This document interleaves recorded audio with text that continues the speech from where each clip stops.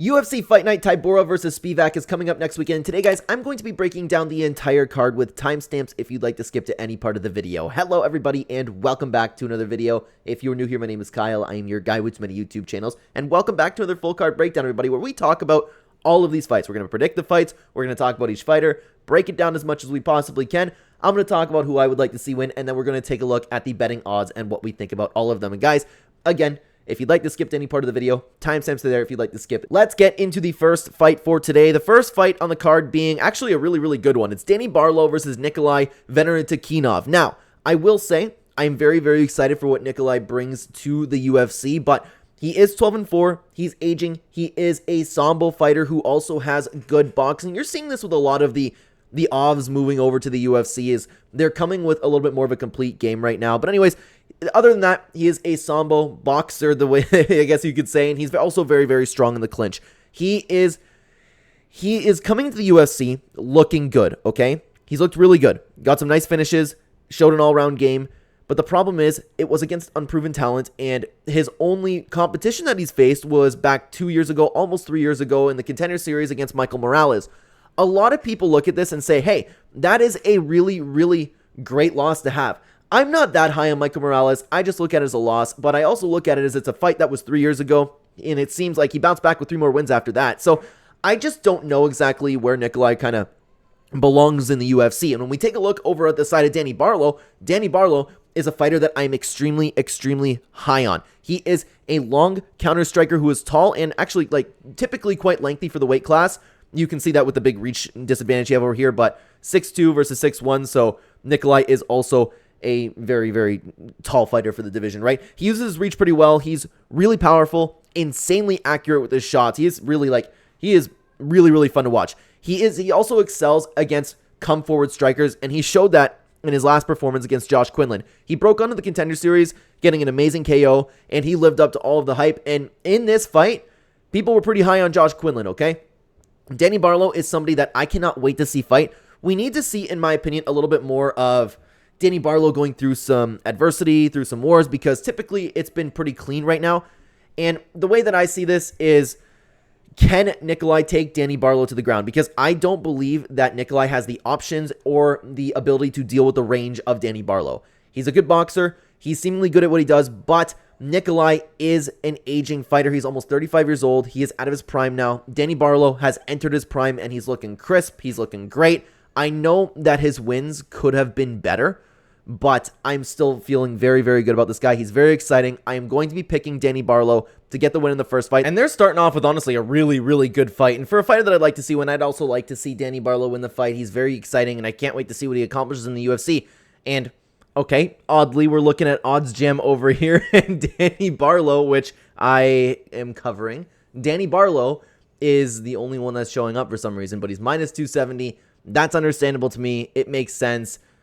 I'm not confident enough to throw that in a parlay or anything, but the odds are understandable on that fight. Now, guys, let's move on over to the next fight. Charalampos Grigoriou taking on Toshiomi Kazama. This fight is a little bit of a lower level UFC fight. You have Charalampos Grigoriou, who is coming off of, after the Contender Series, he is coming off of a really bad performance that quite frankly made him look garbage. And I feel really bad talking about that with UFC fighters and disrespecting their talents and stuff, because at the end of the day, they did make it to the UFC, but he just did not look good at all in his last fight. He's finally taken on somebody that was, and Chad's even not the best guy to face against, but he is a UFC experienced fighter. But anyways, Charalampos Grigoriou trains at Gray Longo's gym. He's a karate kickboxer, and unfortunately, I have more negatives to say about him than positives. He can gas out. He has some chin issues. When he's losing the fight, he doesn't adjust. Instead, he just taunts as if he's winning the fights. And other than that, he's very heavy on his front leg. He's very susceptible to leg kicks. And on the other side of the coin, we have Toshiomi Kazama, who is a fun grappler, but that's pretty much it. He even with the takedown department, he struggles to get takedowns. He's decent in the clinch, but something that needs to be worked on is his striking defense. This is good matchmaking by the UFC because it's two guys that are kind of in the same spot in the division, in my opinion. But you have Toshiomi Kazama, coming off of a win off the road to the UFC, and then it's been downhill from there. But I will say, he's faced two really really good opponents in Rinya Nakamura and Garrett Armfield. That's really getting thrown into the wolves. Charalampos Grigoriou has good wins against no competition, like horrible competition. So we haven't seen him fight anybody that Kazama has taken on, but at the same time, I think the skill sets, both of them, have their own holes into the game. Kazama's going to want to get the takedown. Grigoriou's going to want to stay on the feet, and this is definitely not a confident pick of mine, but I'm going to lean towards Kazama to get the win the fight. I don't know. No. I'm going to pick Grigoriou. I'm going to pick Grigoriou to get the win. At least he is training with all of those grapplers over there at Longo's gym. That's got to say something. If Kazama's going to want to get the takedowns, you're going to have Marab, you're going to have Sterling, you're going to have Weidman, all those guys taking care of you. Maybe even that little conspiracy that everybody at Longo's gym is on something, but I'm not accusing of that. It's just something that the MMA community likes to talk about. I'm going to lean towards Grigoriou. It's not a confident pick in mine at all, and to be honest with you, I would like to see Kazama get the win the fight. He really needs a win, and you can see that Charalampos Grigoriou is a small favorite to win the fight. Makes sense to me. Again, this is one that I definitely would not bet on. Interesting in what the round lines are going to be. Maybe 1.5, maybe. So, it's a tough one to pick, guys. I will lean towards Grigoriou to get the win, though. Let's keep going up the card, though, guys, to another fight that is a little bit more on the lower level side. We have Stephanie Luciano taking on Talita Alencar. Somehow, the problem child is 5-0. Somehow. And it is important to note this is a rematch. Both of them fought each other on the Contender Series. It ended up being a decision, and it was a little bit of a lower level fight. I'll start with Stephanie Luciano. She is a Muay Thai fighter with good cardio, has decent grappling defense, but unfortunately she does lack finishing instincts.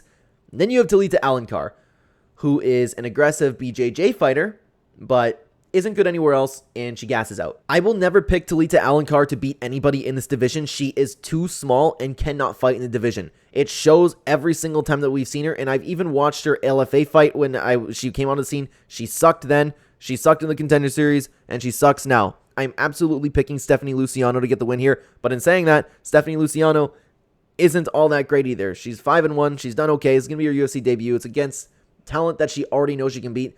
If you're going to a draw with Talita Alencar, then I don't necessarily think that you belong in the UFC. So I will be picking Stephanie Luciano to get the win. And honestly, I honestly am considering betting on this fight. For who I would like to see win, I don't really care. Let's see what Odds Jam has to say over here. Stephanie Luciano is sitting at a little bit of a favorite. I am very strongly considering hitting that one just because the Alencar, I think she's too small, and I don't think she belongs in the UFC. I know I feel bad saying that, truthfully, but I'm picking Luciano to win the fight. Let's keep moving up the card, though, guys. Over to another fight. Yana Santos taking on Chelsea Chandler. Now, I will say Chelsea Chandler has... everybody was making fun of her, of course, for running on the other side of the cage against Norma Dumont, but her last performance kind of made up for that. Not that she needed to make up for it. It was just a really weird thing to see, and nobody's really talking about that anymore. But then again, here I am bringing it up. So she had her first big UFC loss against Norma Dumont, but most of the division would lose to Norma Dumont, so that's okay. And then she got a good win over against Josiane Nunes. Chelsea Chandler is a good striker who actually really likes the ground and pound. We don't see too many, now that I think about it, we don't see too many of those fighters like that anymore, but she has a pretty good boxing game other than that to back it up. She isn't really good per se, but she is definitely tougher than most of the fighters in the division, and I think that you really need that in this division. On the other side of the coin, you have Yana Santos, who is known as a kickboxer, but hasn't necessarily performed well in the octagon. But to be honest with you, the only thing that really stands out on Yana Santos is her clinch game. Her clinch game is okay. That's where she's strongest. She's 35 years old, almost, taking on Chelsea Chandler, just exiting her prime. She's coming off of 3 losses, and it's not even against good competition. She's been very inactive on the other side of the coin. Chelsea Chandler has been a little bit more active since she came into the UFC. Still doesn't have all that experience, but when it comes to a fight like this, I think that it's just going to be who's tougher. And I think Chelsea Chandler's tougher. The technique doesn't matter all that much in this bout. I really don't think that. The stats are pretty well the same. Chelsea Chandler, at least when we go in, I feel like she tries to really hurt her opponents. Yana Santos is kind of like Thiago Santos, where just is very inactive. Nothing ever happens. Chelsea Chandler is going to come in and actually want to come in and win the fight. So I am going to be picking Chelsea Chandler to get the win here. I'm like decently confident in saying that. I'd pick most fighters against Yana Santos. Card's not off to too strong of a start, eh? But anyways, fighter that I'd like to see win. I would like to see Chelsea Chandler win. At least she comes in. She makes a little bit of noise. She's fun to watch, especially when she's running on the other side of the cage a little like this. Like, it was, it's so funny to me. Shockingly, to me, Chelsea Chandler is the underdog. Do we have is that the first underdog pick we've had this time around? I don't remember who we've picked if there was an underdog over here. But regardless, I am picking Chelsea Chandler to get the win in this bout. Now, guys, let's move on to the more fun fights of the night. We have Jonny Parsons taking on Yusaku Kinoshita. Jonny Parsons is so much fun to watch. I love watching this guy fight. He's a fast and powerful striker with good kicks. He'll attack you from anywhere, isn't afraid to turn a fight into a mess. When he accomplishes that, he does a great job at fighting using his calculated chaos, which of course is using technique while we brawl. Other than that, he's decently well-rounded, but I would say he also has unproven grappling though. On the other side, Yusaku Kinoshita is a fast striker, powerful punches, but again, same with like kind of I was saying about Jonny Parsons and his grappling. It's against unproven talent. He can grapple as well. Other than that, with Yusaku Kinoshita, nothing really seems to stand out. Like I said, guys, Jonny Parsons is a blast to watch. Yusaku, I forgot his nickname was Wonderboy. How could you nickname yourself Wonderboy and be in the UFC, dude? That is absolutely crazy. Kinoshita's 23 years old, almost 24 years old. All the room in the world to improve, but as of right now, we have not seen him improve since he got into the UFC. And facing Adam Fugit and Billy Goff isn't really anything to be.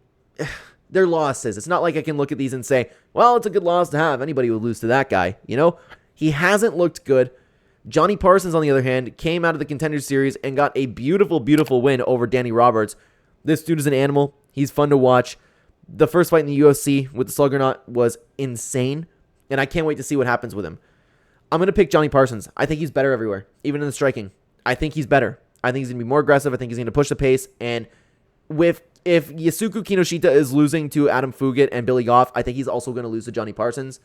I don't know where Jonny Parsons belongs in the division yet, but I think he is better than Yusaku Kinoshita. I am going to pick Jonny Parsons to win, and I would also like to see Jonny Parsons get the win. Dude is fantastic to watch, man. I cannot wait for this fight. One of the fights that I'm looking forward to most on the card, and you can see the odds are a little bit closer than I thought they'd be because I'm fairly confident in Jonny Parsons to get the job done here.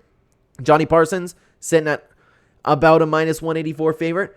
I like that. I would consider hitting that myself. I don't know if anybody else is feeling the same about Jonny Parsons, but I am feeling very, very good about him in this bout. Now, guys, let's move on over to the next fight on the card. We have Karl Williams taking on Johanna Diniz. This is an interesting fight. This one is a fight where I'm going to be like, nah. This one I can see going either way. So, Karl Williams is a huge heavyweight striker.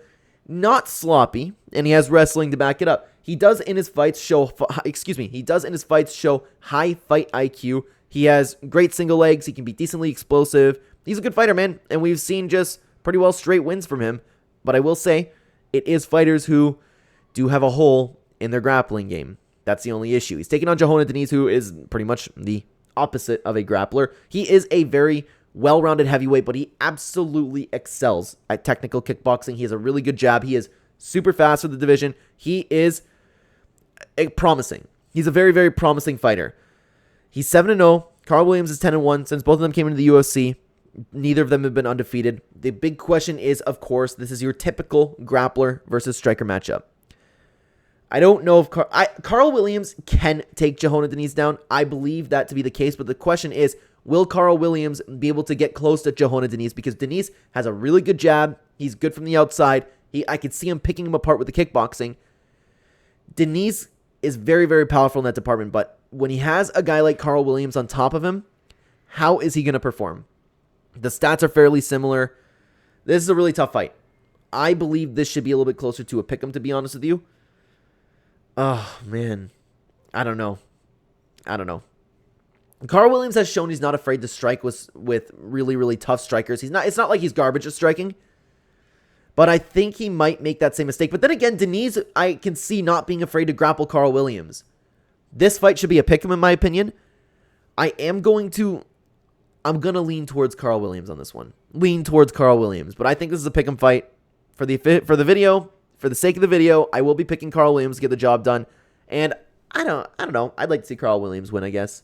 I don't really have too much of a preference who wins this fight, but I've enjoyed what I've seen from Karl Williams so far. Let's take a look at what the odds are, and the odds are in favor of Karl Williams. Very, very interesting. Okay, maybe I'm off on my read here according to the odds, but I don't think so, man. I think this should be a close fight. I think it should be pick'em. Let me know what you guys think about this fight down below. Yeah, I don't know, man. I don't know. Guys, this might be a really quick video because we're flying through these fights, and the fights are a little bit lackluster on the card, but the main card is pretty good. There's like the couple fights at the top of the card I'm really excited to see. But let's move on to the next fight. Karol Rosa versus Pannie Kianzad. Like, a little bit more low-level talent. You have Karol Rosa, who is a high-volume striker for the division. She can fight anywhere. She pushes a good pace. She seems to be improving from fight to fight. And then you have Pannie Kianzad, who is pretty much just a kickboxer. She lacks power, isn't good in that department. 16-8, 17-6, speaks for themselves. Like, take a look at this, the competition over here. There's nothing good about it. Karol Rosa, more of the same. Like, the only one to note is Norma Dumont.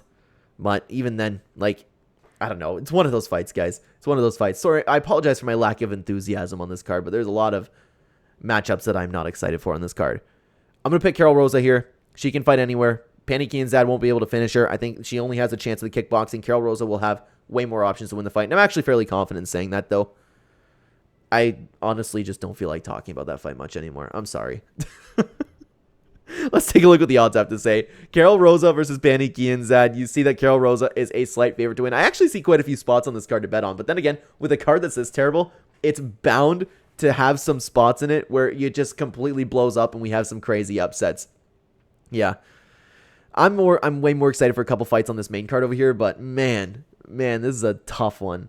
And I'm a guy who likes even, like, I just made a video talking about how much I like watching Muhammad Mokaev fight, and the MMA community just does not like to watch this dude fight. I like all aspects of MMA, so I feel like if I'm saying a card is bad, a card is lackluster, a card has lackluster fights on it, I feel like I'm absolutely correct in saying so. Before we continue on to the main card, though, guys, I do want to take a little bit of a pause. If you want to skip, again, timestamps are there, but I do have a channel membership option for those of you who are interested. If you're either interested in supporting the channel, seeing where I put my money where my mouth is, because I talk a lot about betting. I bet every week on UFC. Every single Thursday or Friday, I upload a members-only video with my official plays for each MMA event. I typically just bet on UFC, but I do see spots in One Championship, LFA I like to bet on, PFL here and there. Like I said, if you either want to support the channel or see what I'm betting on, combine my own fight knowledge with your own research, then you can check out the channel membership description, pin comment down below, and right next to the subscribe button, you can see all of that right there. Also, this website that we've been using to take a look at a bunch of the odds, you have OddsJam. We have an opportunity from OddsJam over here. If you'd like to sign up to OddsJam,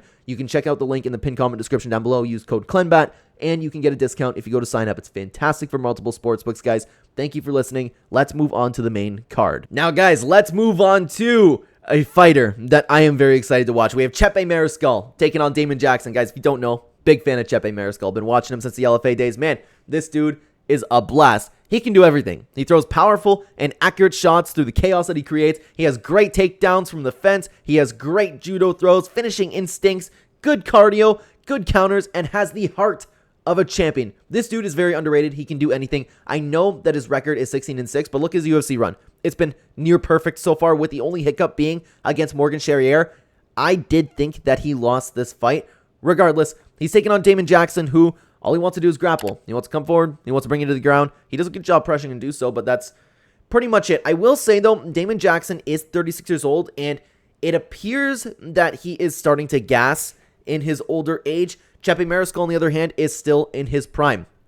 Damon Jackson finally got another win against Alexander Hernandez. I will say, though, like, of course, it was a split decision. It was a good fight. They slugged it out. It was pretty close, but before that, it seemed like everybody was kind of counting out Damon Jackson, including myself, because he lost to both Dan Ige and Billy Quarantillo. Didn't look good there. Chepe Mariscal, on the other hand, has looked fantastic in the UFC. Before the UFC, I think this dude is incredibly underrated. If you guys have been watching the channel, I have been saying that I'm going to continuously bet on Chepe Mariscal, literally until the wheels fall off the train, and I'm probably going to do the same thing over here. I'm going to be picking Chepe Mariscal to win the fight. I think that he's just better. I think he's tougher. I think he has more options to win the fight. Even if it goes to the ground, I could very well see Chepe Mariscal taking down and out-grappling Damon Jackson. I'm very, very high on this guy. And I'm not saying this because I enjoy watching the dude fight. If you guys don't know, like, I do, like, I care a lot about these fights. I like to see certain fighters win all the time, but I like that for Chepe Mariscal, but that's not factoring into my pick whatsoever. I am going to be picking Chepe Mariscal. It's a very confident pick of mine. I like this matchup a lot for him. Let's see what the odds have to say, and if you haven't figured it out, I do want Chepe Mariscal to win. Chepe Mariscal is a minus 236-ish favorite. Understandable. I think it actually just straight up is a good matchup for him, so these odds make complete sense to me, but when you have Damon Jackson, you always have to worry about a submission attempt, but I just think Chepe Mariscal is better than that, man. I just think he's better. Let's move on to the next fight, though, and guys, this fight I am extremely excited for. We have the return of Alan Nascimento taking on Jeffel Filho. This is going to be a grappling matchup, but sometimes, and I hope this doesn't happen because I want to see who's the better grappler, sometimes these two grapplers going up against each other create a stand-up war. You have Alan Nascimento, who is a very high-level grappler with a variety of takedowns. He can take you down from anywhere, whether it's a fence or if he throws you on the ground. He has great transitions. All he wants to do, though, his entire game plan is to get you to the ground. Any strike that he throws is just to set up a takedown situation. He's good at what he does, although the problem is the game plan isn't always that effective. He's taking on Jeffel Filho, who is a high-level grappler with underrated power on the feet. Underrated, I will say. He's okay technical-wise, but sometimes he can get carried away. He is very good at clubbing and subbing, so he'll hurt you, he'll take you down, he'll try to submit you. He also has great cardio and amazing heart. He also has really solid single legs. He has great transitions on the ground, and he's all-around like a very dangerous fighter. Jeffel Filho, I would love to see fight more often, to be honest with you. He just got a nice win over Ode Osborne, and he's taken on great competition since the Contender Series, by the way. He had the Mohamed Mukayev loss, which Mohamed Mukayev is undefeated, understandable. Daniel Perez, and then Ode Osborne. And I know that people have been complaining about Ode Osborne. I think he's a very tough fighter. Al Nascimento, though, has been extremely inactive. We haven't seen him in going on 2 years, and he has also taken on even better competition, arguably. Tagir Ulanbekov, a split decision. Like, this is all really great. I want to see how the grappling transitions go. I don't know. If this fight does go to the ground, I don't know who's better. I don't. But the reason that I'm going to lean towards Jeffel Filho in this matchup is because he does have that power. He does have the potential to stop some takedowns. He is a better striker. And sometimes when you have two high-level grapplers like these two coming up against each other, it creates a stand-up fight. And that's where Filho will take over, in my opinion. Plus, we haven't seen Alan Nascimento in almost 2 years. I don't know why that is. I don't know if he was injured. Regardless, doesn't matter. He's been on a tough layoff. For those reasons, I lean towards Filho, but if this fight does go to the ground, either guy can win. If Filho can stop the takedowns, decides to stand up, then he's absolutely going to win this fight, in my opinion. And I don't know who I'd like to see win this fight. Both guys are really fun to watch, guys. Let's take a look at the odds over here, and you see that, oh wow, Jeffel Filho is a underdog in this matchup. Interesting. All right. Well, I disagree with those odds.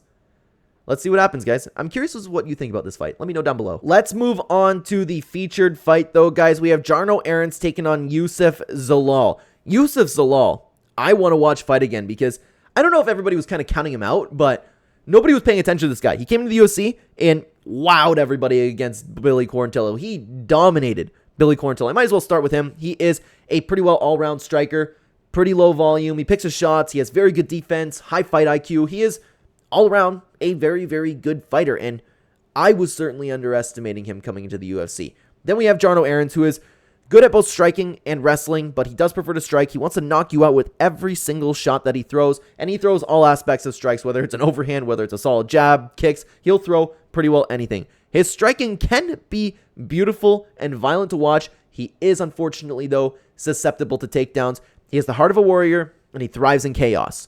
So, here's the question. This is why I'm excited to watch this fight. Can Youssef Zalal slow down the pace of the fight and do what Youssef Zalal does? Or can Jarno Aarons kind of come in and overwhelm Youssef Zalal? My gut's telling me that Youssef Zalal is going to win this fight, but it's all about who can implement their game plan. I would imagine that most people online would be picking Youssef Zalal. I'm not that confident. I would say like maybe a 70-30 for Youssef Zalal. That's kind of where I'm sitting at. Youssef Zalal, it has one win in the UFC, and he wowed everybody, like I said, against Billy Quarantillo. Jarno Aarons is a very fun and active fighter since he got into the UFC, and he's lost a couple, won one against Stephen Nagayan. I haven't seen enough from him yet to really make me think that he's going to out-technique a guy like Youssef Zalal, but he might not even need to. He's going to come in. He could make things chaotic, but that's not even like, it's not to say like we were talking about with Chepe Mariscal and Johnny Parsons where it's come in and just like create chaos. I would just say that's where he can find success in this fight. But I do think that Youssef Zalal will have more options to win this fight. He'll be able to slow the fight down. He does use his reach good, so the 2 inches might make a difference there, but I'm leaning towards Youssef Zalal. Like I said, guys, I'm at kind of a 70-30 on this fight, and I would also like to see Zalal win the fight. I like him, and I like the not necessarily an underdog story, but like I said, man, everybody was kind of counting him out. Let's go on to Odds Jam over here. You can see that Youssef Zalal is a sizable favorite. This one I wouldn't touch, especially at those odds. Not a parlay piece, nothing. I do not think that we should be touching this one, or, I mean, like, of course, you can do what you want, but I'm certainly not going to be touching this one. Now, guys, let's move on to the co-main event. We have Javid Basharat taking on Chris Gutierrez. This is a fantastic matchup, and I wish it was the main event. This should be the main event, man. I know everybody is kind of off the Javid Basharat train now, got exposed by Ayman Zahabi, but I still am high on this guy. The only problem is he definitely needs to kind of, I don't even know if it's possible, but get a little bit more power, get a little bit more urgency to win the fights. And even in his loss against Ayman Zahabi, it was a super close fight. If I'm not mistaken, I'd have to go back and look, but if I'm not mistaken, there was controversy on this decision. But in my opinion, him losing was the proper decision. And this fight's important to note because this is the first time we've seen the Basharat lose. He looked incredible in the first round of this fight, but he faded in the third. That's a big deal. He faded in the third, and he's going on against a guy, Chris Gutierrez, who can do 5 rounds. I think that's important to note. Other than that, Javid Basharat, who is a very, very technical striker who can utilize Taekwondo stances. He has amazing BJJ, amazing scrambles. He's great at pressuring without getting ahead of himself and throws a wide variety of attacks. His only issue is, and I don't know if this is going to continue, we have seen him fade in his last fight. He lacks power. He lacks wrestling, and saying like you won't see him shoot like a blast double. It's a very methodical takedown.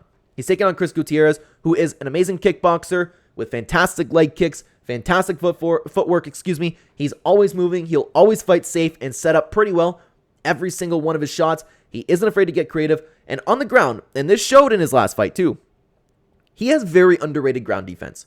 Song Yadong is a fantastic fighter and belongs at the top of the division. His ground defense is very, very underrated. And even in that fight, he was doing very, very well on his feet the first couple rounds. And where he did suffer was getting taken down. But Javid Basharat, is he as good as Song Yadong? I don't think so. I don't think so. Both guys at this point, like Chris Gutierrez has fought some fantastic names in the division so far. And he's looked good in the majority of his fights. But Javid Basharat has also taken on pretty good opponents. But they're obviously not in the rankings. I don't like the loss I've seen from Ayman Zahabi. And I don't know, man. This one is just almost a complete gut feeling. Like, completely gut feeling. I think Chris Gutierrez is just going to, like, kind of outclass him. I could see him moving from side to side, kicking the leg. Basharat's heavy on his front leg. Chris Gutierrez, fantastic leg kicks. Fantastic. So, arguably the best in the division. Maybe Jonathan Martinez. I don't know. I think Javid Basharat is going to suffer against the leg kicks against Chris Gutierrez, and that's just going to make him a little bit more slower and eat more shots when Chris Gutierrez is kind of moving around. Yeah, I think Chris Gutierrez is going to win this fight, guys. More of a gut feeling over here. I just really didn't like that loss of Javid Basharat, and I don't even think it was a fraud check like many people say. It's just, I need to see a better performance from that. I think this is too high of a competition level for him. We know Chris Gutierrez can at least compete at the top of the division. I still question that against Javid Basharat. I think he's going to suffer against the leg kicks. I think Chris Gutierrez, even if he does get taken down, he can defend himself on the ground. He's going to have the better cardio. I'm going to be picking Chris Gutierrez to win the fight. And honestly, I'd like to see Javid Basharat win the fight. I'm a big fan of the guy. I love watching both the Basharat brothers fight. The technique they have is amazing. I'd like to see it. So let's take a look at Odds Jam. Chris Gutierrez is sitting at the underdog. This is something that I will strongly consider hitting. Maybe, yeah. Yeah, I haven't. I'm recording this video on the Thursday before you were seeing it, and I haven't placed any of my bets yet. This is one that I'm really, really looking at. It should be a good fight. I wish that was the main event. Now, guys, let's move on over to the main event. We have Marcin Tybura versus Sergey Spivak. Honestly, guys, there's not a ton to break down for this one. There's not a ton to break down. You have Marcin Tybura, who's a well-rounded fighter compared to the division with a lot of experience. His striking is decent. He has really good wrestling, pressure, top game. He is, like, did I say fast for the division? Regardless, he's very fast for the division. It helps him get underneath people. He has some pretty good takedowns. He's taking on Sergey Spivak, and every single time I say Sergey Spivak, literally, or every time I think about it, I think of MMA Guru doing the Aspinall impression. Sergey Spivak, I'd love to fight him one day. Except, of course, I don't have the impressions. Anyways, he is a decent, but I think that he is improving in his stand-up. He's improving his boxing. Other than that, he has good throws and violent ground and pound. He'll want to get you to the ground. He'll want to pound you out. I don't know who's going to win this fight. I thought that Marcin Tybura was absolutely going to lose to Tai Tuivasa. And if I'm not mistaken, I bet on this fight for Tai Tuivasa to win. He's 38 years old, almost 39 years old. And Sergey Spivak coming in his prime should beat Marcin Tybura. He should beat him. But Tybura is still looking good for the division.